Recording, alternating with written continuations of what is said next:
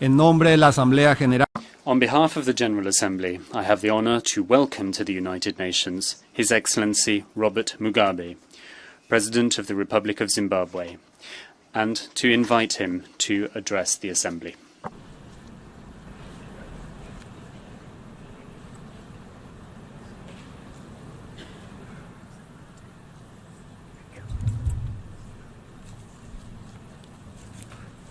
Your Excellency, Mr. Morgans Lickenthoff, President of the 70th Session of the General Assembly, Your Majesties, Excellencies, Heads of State and Government, Your Excellency, Mr. Ban Ki-moon, Secretary General of the United Nations, distinguished delegates, ladies and gentlemen, comrades and friends.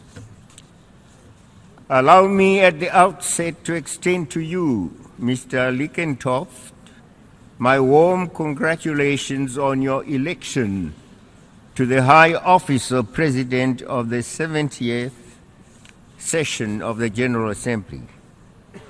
You assume this office at an historic moment when the United Nations has just adopted an ambitious agenda for the future of humankind.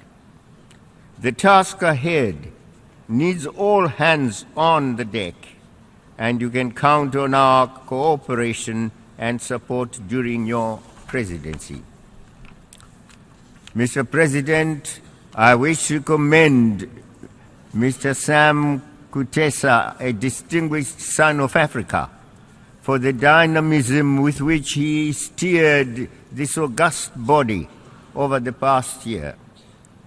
We particularly appreciated his leadership in promoting inclusive dialogue and seeking consensus on the many sensitive issues that he presided over during his tenure of office. The theme of this session, I quote, "The United Nations at 70th, the road ahead of peace, security, human rights," unquote, aptly complements the deliberations of the summit meeting on the post-2015 development agenda. It is our expectation that the United Nations will draw from its 7 decades-long experiences to give birth to a new era of peace, equality, and justice, a new era that recognizes and fosters the commonality of our common fate through renewed international cooperation and solidarity. Mr. President, the African Union welcomes the priorities you have proposed, for they are in tandem with our own developmental plan, the Agenda 2063, which recognizes the intrinsic and inextricable linkages between peace, security, development, and the full realization of human rights. The African Union Constitutive Act recognizes that while peace and security are imperative for our progress, conflict is a major impediment to the socio-economic advancement and integration of the continent. Consequently, the Common African Position on the post-2015 development agenda designates peace and security as one of its 6 key pillars and a top priority for us. The prevalence of peace not only creates conducive conditions for development, but also ensures that the maximum possible resource can be dedicated to development programs and projects. We welcome and encourage the continued cooperation between the United Nations and the African Union, principally through the latter's Peace and Security Council, in advancing peace and security in Africa. Mr. President, in January this year, the leaders of the African Union adopted Agenda 2063 as our continent's plan to accelerate deepened economic integration of our countries and regions. Its main objective is to improve the well-being of the continent's citizenry through sustained and balanced economic growth. At the African Union Summit in Pretoria, South Africa in June this year, we agreed on the agenda's first 10-year development plan. During these initial 10 years, the flagship programs will include the creation of a continental free trade area, the African Center for Disease Control, a Pan-Africa University of Science and Technology to develop skills for the value addition and beneficiation of the continent's vast mineral resources, a single aviation market, a high-speed train, and a Pan-African e-network. The successful implementation of Agenda 2063 calls not just for the commitment of African stakeholders, but also for the support and engagement of partners beyond the borders of our continent. Africa is not looking for handouts. Rather, it is looking for partners in massive infrastructural development, in creating and exploiting the value chains from the God-given natural resources, and in improving the quality of life of the continent's citizens. The entire world stands to benefit from an economically empowered African continent than from one emasculated by deprivation and with an over-dependence on others. Mr. President, adaptation to change is the most crucial ingredient for the vibrancy and effectiveness of any organization, including the United Nations.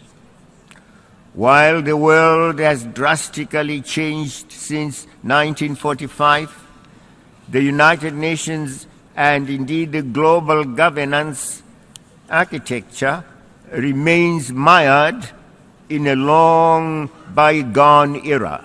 This archaic hierarchy among nations threatens to erode the confidence and support that the United Nations commands among the majority, but disadvantaged of its membership. We are disappointed that we have lost the opportunity of this anniversary to address this burning issue of the reform of the United Nations Security Council in a manner that satisfies the just demands and expectations of the majority among us. I wish to reiterate our strong attachment to Africa's common position on the reform of the Security Council contained in the Ezulwini Consensus and the Sirte Declaration. I call on all genuine friends of Africa and all those who value justice, fairness, and democracy to support Africa's just and reasonable proposals.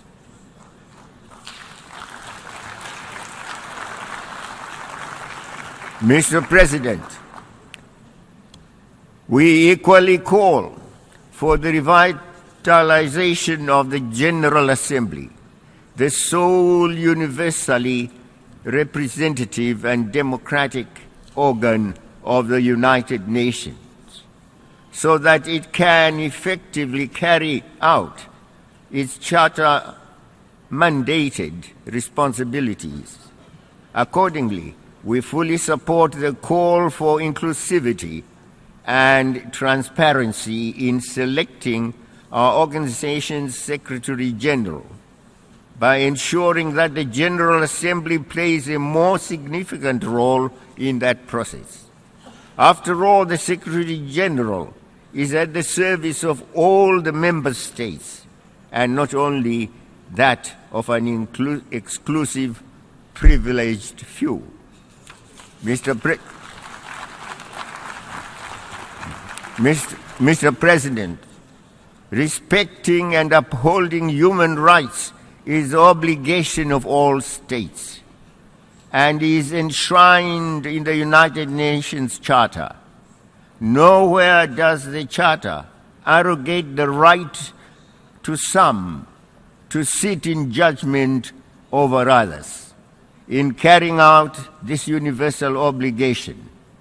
In that regard, we reject the politicization of this important issue and the application of double standards to victimize those who dare think and act independently of the self-anointed prefects of our time.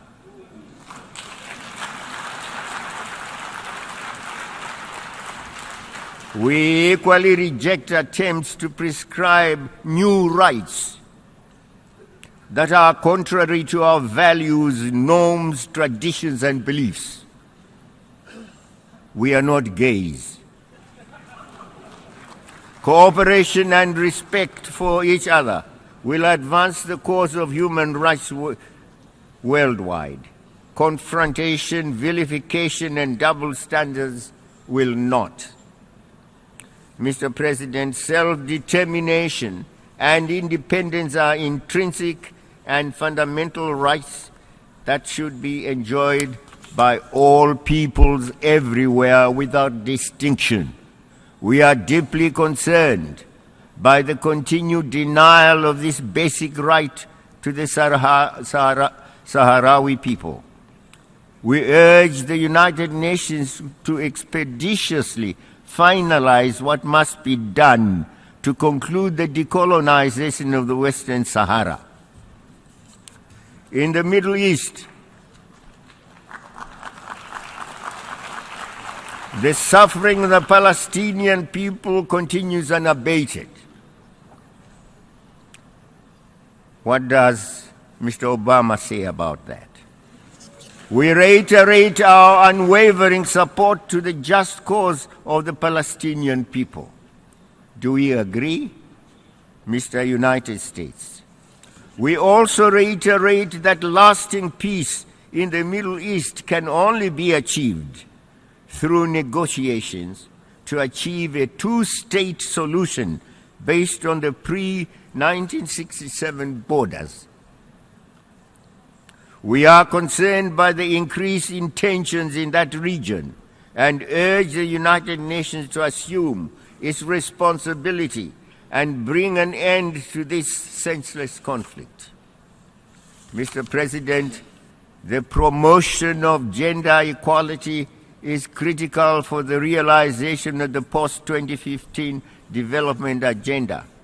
The African Union designated 2015, I quote, the year of the advancement of women empowerment and development towards Agenda 2063, unquote, in order to mobilize our individual and collective actions around this key issue.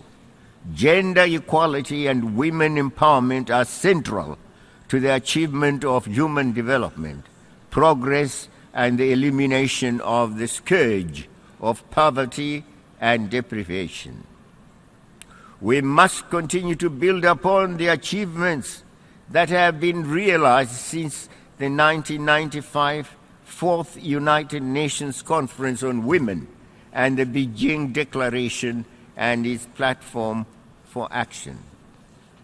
Mr. President, the growing list of phenomena that neither respect nor know any borders makes it imperative that we mobilize all mechanisms of cooperation to effectively overcome them. Terrorism and extremist violence, communicable diseases such as HIV and AIDS, tuberculosis, malaria, bird flu, Ebola, cannot be overcome single-handedly. the United Nations and its specialized agencies is the place and the mechanism for this indispensable and necessary cooperation. For some months now, we have watched heartbreaking and harrowing scenes of desperate refugees seeking to enter Europe in search of safety and shelter from the ravages of conflict in their own homelands. We have also read of the tragedy and loss of life in the Mediterranean.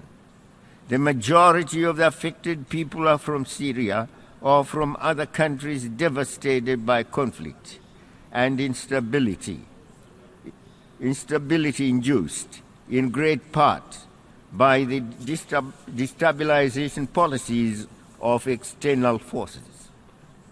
This tragic situation could have been avoided through the respect of the independence of other countries and non-interference in their internal affairs. In the case of Libya, we are witnessing the results of abusing the authority of the United Nations Security Council and ignoring the opinion of regional organizations, in this instance, the African Union, which are supposed to be the United Nations partners in the maintenance of international peace and security. Mr. President, my country, Zimbabwe, is committed to a fair, just, and effective United Nations in which multilateralism, inclusivity, and transparency replace unilateralism, exclusion, and backroom deals.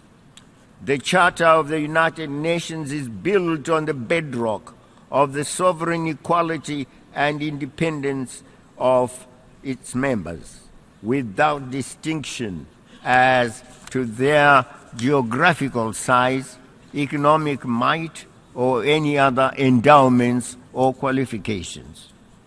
We are deeply attached to these principles and call on other members of the United Nations to be similarly disposed. The United Nations was set up, among other purposes, to, and I quote, develop friendly relations amongst millions, unquote. Zimbabwe desires and is committed to nurturing friendly relations with other nations, but it cannot tolerate interference in its domestic affairs.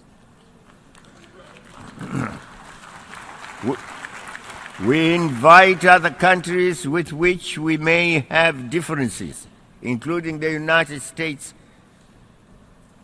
and the NATO powers. We invite them, if they have differences of whatever nature with us, to eschew threats, pressures, and punitive actions in favor of reconciliation, friendship, and dialogue.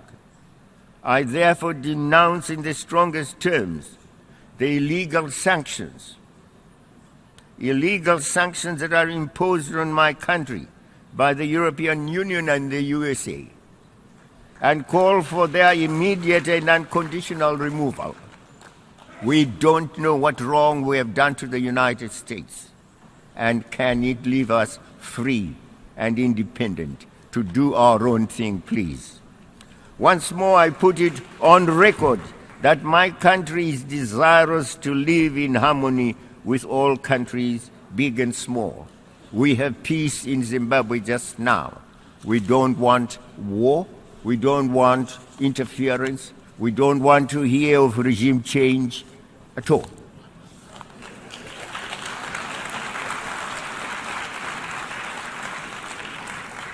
The 70th anniversary of our organization has been marked, Mr. President, by the adoption of a far-reaching agenda which has the potential to drastically transform our world in all aspects. We are under no illusion about the challenges that lie ahead, but we are not discouraged either. Humankind has, over the epochs, demonstrated an immense tenacity in overcoming inertia and resistance to change. Now is our time to leave our own positive mark in the history of human development and interaction. Posterity, I repeat, expects no less from us. I thank you.